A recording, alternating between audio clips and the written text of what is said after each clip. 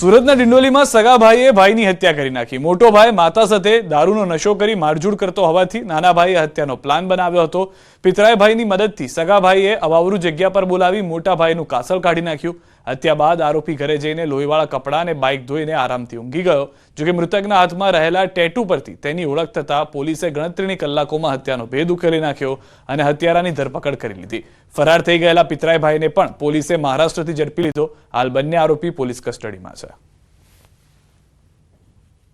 આરોપીએ પોતાના ભાઈ સાથે મળી અને પોતાના માસીના દીકરા ભાઈ સાથે મળી અને રાતના સમયે તેઓ વડોદરા બાજુ જતા હતા। એ દરમિયાન બાઇકમાં નીચે બેસી બાઇકમાંથી ઉતર્યા હતા અને ત્યારબાદ એની હત્યા નિપજાવી હતી।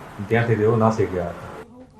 અમદાવાદના નરોડામાં યુવક પર થયેલા ફાયરિંગ મામલે શાર્પ શૂટર સહિત 3 આરોપી ઝડપાયા છે। પૈસાની લેતી દેતીની અદાવતમાં આરોપીએ હર્ષિલ ત્રાંબડિયા નામના યુવક પર 2 રાઉન્ડ ફાયરિંગ કર્યું હતું। સદનસીબે હર્ષિલના હાથમાં ગોળી વાગી હતી અને તેનો બચાવ થયો હતો। 60,000ની સોપારી આપીને હત્યાનું કારસ્તાન રચાયું હતું। આરોપી નયન વ્યાસ, નીરવ વ્યાસ અને અર્જુન દેહાદાની પોલીસે ધરપકડ કરી। પોલીસે આરોપીઓ પાસેથી હથિયાર જપ્ત કરીને રિમાન્ડ મેળવી વધુ પૂછપરછ શરૂ કરી। ક્યાંક અમે 3 આરોપીઓને અટક કરેલા છે। અત્યારે 3 આરોપી 4 દિવસના પોલીસ રિમાન્ડ ઉપર છે આપણી પાસે અને આ લોકો પાસેથી 2 પિસ્ટલ અને અમુક જીવતા કારતૂસ આપણે કબજે કરેલા છે અને વધુ તપાસ ચાલુમાં છે કે ખરેખર આ લોકોએ આ હથિયારનો બીજે ક્યાં ઉપયોગ કર્યો છે કે। જૂનાગઢમાં સોશિયલ મીડિયા થકી યુવક હની ટ્રેપનો શિકાર બન્યો છે। જૂનાગઢની યુવતીએ રાજકોટના યુવકના ન્યૂડ ફોટા અને વિડીયો ઉતારી ધમકી આપી 25 લાખની માંગણી કરી હતી। ભોગ બનનાર યુવકે જૂનાગઢ પોલીસમાં ફરિયાદ કરતા 4 લોકોની પોલીસે ધરપકડ કરી। યુવક અને યુવતી વોટ્સએપના માધ્યમથી એકબીજાના સંપર્કમાં આવ્યા હતા। યુવતીએ યુવકને એક રહેણાંક વિસ્તારમાં બોલાવી ન્યૂડ ફોટો અને વિડીયો લઈ લીધા બાદ પૈસાની માંગણી કરી। યુવકે 7 લાખના હપ્તા આપવામાં આવશે તેવું સમાધાન થયું હતું। આ ટોળકીએ યુવકના હાથમાં રહેલી 40,000ની સોનાની વીંટી લઈ હતી। પોલીસે હિના વાઢેર, નરસિંહ ઠુમ્મર, રાહુલ પરમાર અને હિના વિરડિયાની ધરપકડ કરી વધુ કાર્યવાહી શરૂ કરી। મોબાઈલથી મિત્રતા બાંધી વોટ્સઅપ ચેટ કરેલ, ત્યારબાદ પોતાના ઘરે અહીંયા જોશીપરા બોલાવેલ એવું બાનું બતાવી અને આ જે યુવતી છે હિનાબેન કાનજીભાઈ વાઢેર, તેમને બંને ન્યૂડ થયેલા અને આ જે ફરિયાદી છે તેના આ પ્રકારના ફોટો પાડી લીધેલા। નસવાડી ટાઉનના રાયણઘોડા વિસ્તારમાં વાંદરનો ત્રાસ જોવા મળી રહ્યો છે। રાહદારીને કપિરાજે હાથ પર વાત કરી હતી અને ભારે પડી ગઈ હતી। સાથે વાત કરવી રોષે ભરાયેલા કપિરાજે વાળ પકડી વ્યક્તિને પછાડ્યો। વાંદરાના હુમલા બાદ સદનસીબે વ્યક્તિનો આબાદ બચાવ થયો। જીવણ ભીલ નામના વ્યક્તિ પર હુમલો કર્યો હતો। સમગ્ર ઘટનાના સીસીટીવી પણ જોવા મળ્યા। વિસ્તારના લોકો વાનરના ત્રાસથી અનેક વખત ત્રાસ ભોગવી ચૂક્યા છે। વન વિભાગને પકડે વાનર તેવી પણ રજૂઆત કરી છે।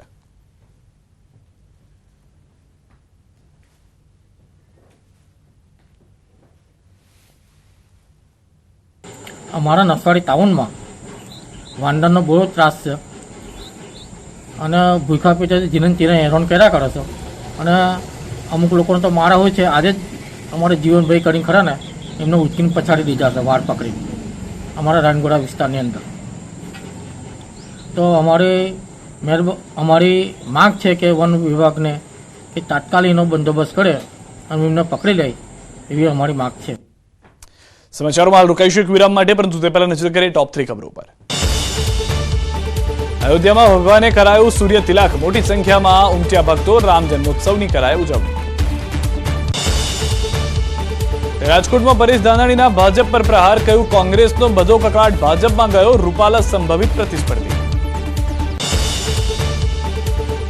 રાજ્યમાં આગામી 24 કલાક હીટવેવની આગાહી, પોરબંદર, જૂનાગઢ અને ભાવનગરમાં ઓરેન્જ એલર્ટ, કચ્છમાં અપાયું yellow alert.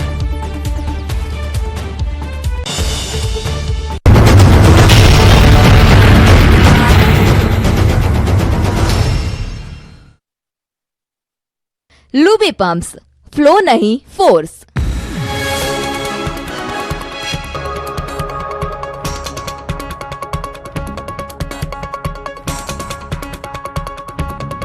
Luby pumps, flow नहीं फोर्स।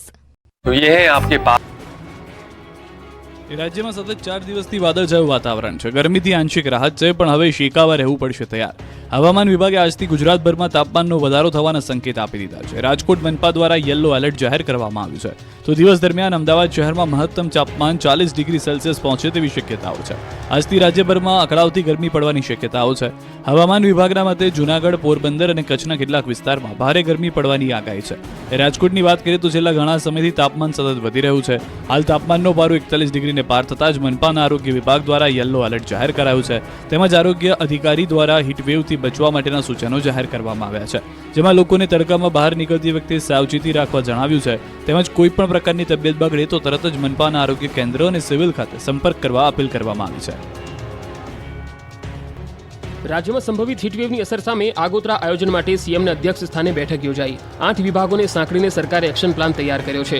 ઝીરો કેઝ્યુઅલ્ટી એપ્રોચ સાથે માનવ જીવન અને પશુધનની સંપૂર્ણ રક્ષા થાય તેવા અભિગમ સાથે એક્શન પ્લાનનો અમલ કરવા અંગે સીએમએ સૂચનો કર્યા. હીટવેવની પરિસ્થિતિમાં નાગરિકોએ શું કરવું અને શું ન કરવું તેવી માર્ગદર્શિકા 33 જિલ્લાના વહીવટી તંત્રને પૂરી પાડવામાં આવી છે. બીજી તરફ મલ્ટીપર્પઝ સાયક્લોન સેન્ટર કાર્યરત કરવા, સેવાભાવી સંગઠનોને છાસ અને ઓઆરએસ વિતરણ જેવા રાહત કાર્યમાં જોડાવા, હીટ સ્ટ્રોકના દર્દી માટે હોસ્પિટલમાં સ્પેશિયલ બેડ તૈયાર કરવા, પ્રવાસન સ્થળોને બપોરના સમયમાં બંધ રાખવા સહિતના સલામતી અને સાવચેતીના પગલાં માટે જરૂરી પ્રબંધ કરવામાં આવ્યા. રાજ્યમાં અગનજ્વાળા વરસી રહી છે. કાળઝાળ ગરમીનો હીટસ્ટ્રોક ન થાય તે માટે સરકાર દ્વારા એક્શન પ્લાન પણ બનાવાયો છે. મોટાભાગના શહેરમાં ગરમીનો પારો 40 ડિગ્રીને પાર થઈ ગયો છે. ત્યારે વડોદરાના ગોત્રીથી લક્ષ્મીપુરા તરફ જવાના રોડ પર ડામર પીગળ્યો. ધૂમધકતા તાપે કોન્ટ્રાક્ટરની પોલ ખોલી નાખી. રોડની હલકી ગુણવત્તાએ ઉઠાવ્યા અનેક સવાલ. ગરમીમાં રસ્તા પરનો ડામર પીગળી જતા અકસ્માતનો ભય સેવાઈ રહ્યો છે. વાહન ચાલકો જીવના જોખમે અવરજવર કરતા નજરે પડ્યા હતા. લોકોને અટકાવવાની પણ કોઈએ દરકાર લીધી નહોતી. પીગળેલા રોડ પર તાત્કાલિક રેતી નાખવા રાહદારીઓએ માંગ કરી હતી. ગુજરાતવાસીઓ માટે સારા સમાચાર અંબાલાલ પટેલે આપ્યા છે. આ વર્ષે રાજ્યમાં કેવો વરસાદ પડશે તે અંગે અંબાલાલ પટેલે મોટી આગાહી કરી છે. હવામાન નિષ્ણાતના મતે 24 મેથી 4 જૂન વચ્ચે પ્રી મોન્સૂન એક્ટિવિટી જોવા મળશે, જ્યારે રાજ્યમાં 8 થી 15 જૂન વચ્ચે ચોમાસું વિધિવત રીતે બેસી જવાની વાત કરી છે. જૂનની શરૂઆતમાં અરબ સાગરમાં હલચલ જોવા મળશે. રાજ્યમાં ક્યાં કેટલો અને કેવો વરસાદ પડશે તે અંગે પણ અંબાલાલ પટેલે વાત કરી હતી, જેમાં દક્ષિણ ગુજરાતના ભાગોમાં આ વર્ષે સારો વરસાદ રહેવાની સંભાવના છે, તો જૂનાગઢના ભાગોમાં સારો વરસાદ રહેવાની શક્યતા છે. અમરેલી જિલ્લાના ભાગમાં સારો વરસાદની વકી છે. તો ઉત્તર ગુજરાતની વાત કરીએ તો બનાસકાંઠા જિલ્લાના ભાગોમાં સારો વરસાદ રહેશે. કચ્છ જિલ્લાના ભાગમાં પણ સારો વરસાદ પડશે. હાલ ગુજરાતમાં કાળઝાળ ગરમી છે. ગરમીનો પારો 40 ડિગ્રીને પાર થઈ ગયો છે. ત્યારે ઓગસ્ટ સપ્ટેમ્બર મહિનામાં ભરપૂર વરસાદ રહેવાની વાત અંબાલાલે કરી. દરિયામાં હવાનું હળવું દબાણ ઊભું થવાની પણ શક્યતા વ્યક્ત કરી છે. ક્ષત્રિયોના ઝંઝાવાતી વિરોધ વચ્ચે ભાજપના ઉમેદવાર પરસોત્તમ રૂપાલા આજે રાજકોટમાંથી ઉમેદવારી નોંધાવી દીધી. પરસોત્તમ રૂપાલાએ ઉમેદવારી ફોર્મ ભરતા પહેલા સવારે જાગના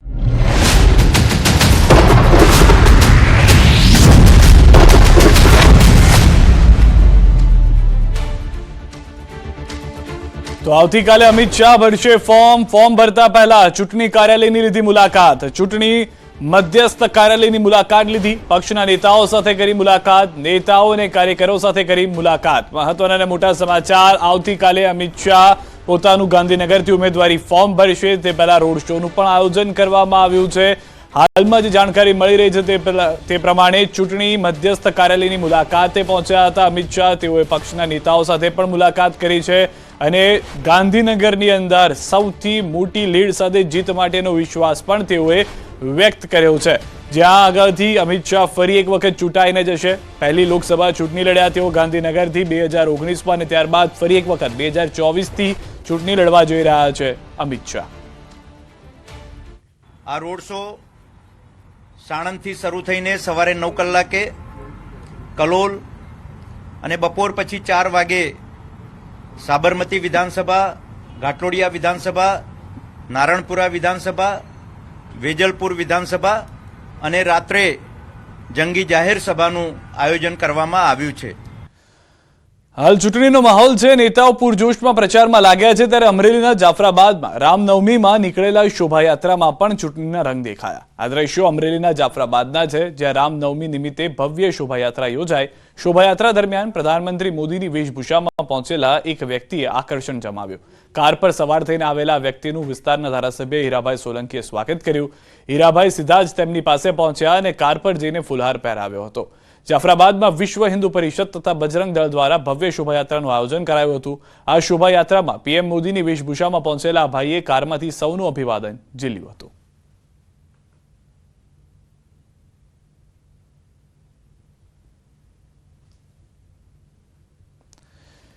રાજકોટ છે મક્કમ, રૂપાલા સાથે અડીખમ. આ વાત અમે નથી કહી રહ્યા, પણ વાક્ય લખેલા પોસ્ટર પર લાગેલા છે રાજકોટ શહેરમાં. એક બાજુ રૂપાલાનો વિરોધ અને બીજી બાજુ આ પોસ્ટર. જો કે આ પોસ્ટર કોણે લગાવ્યા તેને લગતી કોઈ માહિતી હાલ સામે આવી નથી, પરંતુ આ પોસ્ટર ક્ષત્રિય સમાજના આગેવાન અને આરટીઆઈ એક્ટિવિસ્ટ શૈલેન્દ્રસિંહ જાડેજાને ધ્યાને આવતા તેઓ દ્વારા આચારસંહિતા ભંગની ફરિયાદ દાખલ કરવામાં આવી છે.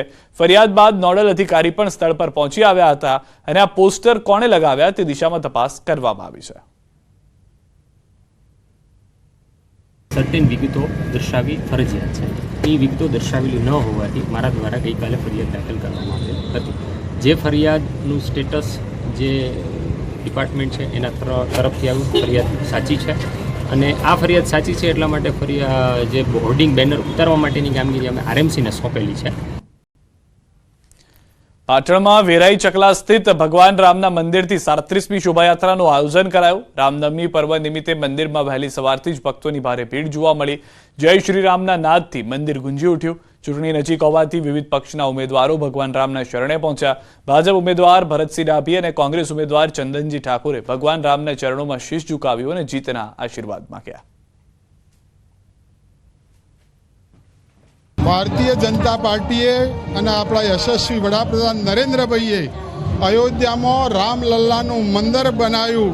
500 વર્ષ પછી જે રામલલ્લાના દર્શન કરાયા ભારતવાસીઓને અને એના પ્રથમ વખત પાટણ શહેરમાં રામલલ્લાની આજે રામનવમીએ શોભાયાત્રા નીકળી રહી છે. આ સાચા અર્થમાં દેશની જે રામ રાજ્યની જે સ્થાપના છે એ સબરી જેવા બની અને સમગ્ર દેશમાં વિશ્વમાં જો સંદેશો આપશો તો સરાહમાં રામ રાજ્યની સ્થાપના થઈ ગણાશે. અને આ દેશ જે પ્રમાણે રામમય છે એટલે રામના દરેક દિલમાં 18 આલમના દિલમાં રામચંદ્ર ભગવાનનું સ્થાન પામેલું છે. મહેસાણામાં 43મી પ્રભુ શ્રી રામની રથયાત્રા યોજાઈ. આ રથયાત્રામાં સીએમ ભૂપેન્દ્રભાઈ પટેલ ખાસ હાજર રહ્યા હતા. સીએમનું સ્વાગત કરવામાં આવ્યું. નીતિન પટેલે સીએમ વિશે નિવેદન આપ્યું. તેમણે કહ્યું કે ભૂપેન્દ્ર પટેલ ધર્મના દાદા છે, એ સૌને ગમે એવું કામ કરે છે. આપણા મૃદુ અને મક્કમ મુખ્યમંત્રી પણ આપણે બધા દાદા કહીએ છીએ, ખબર છે ને? એ કયા દાદા કહો? એ ધર્મના દાદા છે, ભક્તિના સેવાના દાદા છે. બધાને ગમે એવું કામ કરવાનું, કોઈને નિરાશ નહીં કરવાના, નારાજ નહીં કરવાના અને બધાને સાથે રાખીને ચાલવાનું. એ કામ જ્યારે મુખ્યમંત્રી તરીકે ભૂપેન્દ્રભાઈ કરી રહ્યા છે ત્યારે મહારાજ શ્રી હરિચંદ્રજીએ કહી દીધું છે. સમાચારોમાં અત્યારે બસ આટલું જ, પરંતુ અંતમાં નજર કરીએ ટોપ 3 ખબરો પર. અયોધ્યામાં ભગવાને કરાવ્યું સૂર્ય તિલક. મોટી સંખ્યામાં ઉમટ્યા ભક્તો. રામ જન્મોત્સવની કરાઈ ઉજવણી. રાજકોટમાં પરેશ ધાનાણીના ભાજપ પર પ્રહાર, કહ્યું કોંગ્રેસનો બધો કકાટ ભાજપમાં ગયો. રૂપાલા સંભવિત પ્રતિસ્પર્ધી. રાજ્યમાં આગામી 24 કલાક હીટવેવની આગાહી. પોરબંદર, જૂનાગઢ અને ભાવનગરમાં ઓરેન્જ એલર્ટ. કચ્છમાં અપાયું યલો એલર્ટ.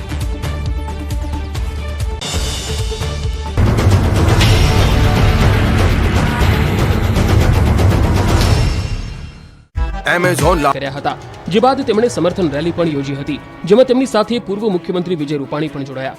રૂપાલાને આ રેલીમાં મોટી સંખ્યામાં લોકોએ સાથ આપ્યો, જે બાદ તેમણે જનમેદનીને સંબોધન કર્યું. આ સંબોધનમાં તેમણે ક્ષત્રિય સમાજને ભાજપ સાથે જોડાવા માટે વિનંતી પણ કરી. જનમેદનીના સંબોધનમાં પરસોત્તમ રૂપાલાએ ક્ષત્રિયોને વિનંતી કરતા કહ્યું કે મંચ પર ઉપસ્થિત ક્ષત્રિય સમાજના અમારા આગેવાનોનું પણ હૃદયપૂર્વક આભાર માનું છું, એમનો ધન્યવાદ માનું છું. હું સમગ્ર ક્ષત્રિય સમાજને પણ વિનંતી કરવા મતનો છું કે અમારે આપ સૌના સાથની જરૂર છે. દેશના હિત માટે, રાષ્ટ્રના હિત માટે મોટું મન રાખીને ભારતીય જનતા પાર્ટીના સમર્થનમાં આપ સૌ પણ જોડાવો એવી નમ્ર વિનંતી કરી. રૂપાલાની રેલીમાં ભાજપના ક્ષત્રિય આગેવાનો પણ હાજર રહ્યા. હવે 20 તારીખે મળીએ ત્યારે ખબર પડે બરાબર છે કેવો આક્રમક હશે. 19 તારીખે ફોર્મ પાછું નોખે છે તો આનાથી વધારે તો આક્રમક હશે જ એવું હું માનું છું. રૂપાલા સામે ઓપરેશન પાર્ટ 2. અનેક વખત પરસોત્તમ રૂપાલાએ માફી માંગવા છતાં ક્ષત્રિય સમાજ ટસનો મસ્ત નથી થયો. ક્ષત્રિય સમાજ માત્ર ને માત્ર એક જ માંગ પર અડગ છે, રૂપાલાની ટિકિટ રદ કરવામાં આવે. પરસોત્તમ રૂપાલાએ વિરોધના વંટોળ વચ્ચે ઉમેદવારી ફોર્મ ભર્યું તો ક્ષત્રિય સમાજના આગેવાન પીટી જાડેજાએ રૂપાલા સામે વિરોધનો પાર્ટ 2 શરૂ કરવા અંગે મહત્વપૂર્ણ નિવેદન આપ્યું. તેમણે કહ્યું કે અમારે ભાજપ સાથે કોઈ વાંધો નથી, અમે તેમના સમર્થનમાં છીએ. અમારી એક જ માંગ છે, રૂપાલાની ટિકિટ રદ કરવામાં આવે. જો રૂપાલા પોતાની ઉમેદવારી પાછી નહીં ખેંચે તો ક્ષત્રિય સમાજના વિરોધના પાર્ટ 2 માટે આગળની રણનીતિ ઘડીશું. આગામી 20 એપ્રિલના ફરી ક્ષત્રિયો એકઠા થઈ નવી રણનીતિ ઘડશે. વિરોધ વધુ ઉગ્ર બનતા રૂપાલાએ 2 વખત માફી માંગી હતી. તેમ છતાં પણ હજુ સુધી ક્ષત્રિય સમાજમાં નારાજગી જોવા મળી રહી છે. ઉમેદવારી નોંધાવતા પહેલા રૂપાલાએ એક સંબોધન કર્યું હતું, જેમાં તેમણે ક્ષત્રિયોને અપીલ કરતા કહ્યું હતું કે આજે જે ક્ષત્રિય આગેવાનોએ સમર્થન આપ્યું છે એ તમામનો આભાર. હું તમામ ક્ષત્રિયોને પણ નમ્રતાપૂર્વક વિનંતી કરું છું કે તમે પણ દેશના હિત માટે ભાજપ સાથે જોડાઓ. અડધી રાત્રે થયેલી બેઠકમાં ઉકેલ ન આવતા અને રૂપાલાએ રાજકોટથી ફોર્મ ભરી દેતા હવે ક્ષત્રિયોએ આંદોલનના બીજા તબક્કાના કાર્યક્રમની જાહેરાત કરી દીધી છે. 19 એપ્રિલે ગુજરાત રાજ્યની સંગઠનોની તમામ સમિતિ આવશે, જેમાં આગામી રણનીતિ નક્કી કરવામાં આવશે. ક્ષત્રિયોએ જ્યાં ભાજપની રેલી કે અન્ય કોઈ કાર્યક્રમ થશે તેનો કાયદાની મર્યાદામાં રહીને વિરોધ કરવાની જાહેરાત કરી છે.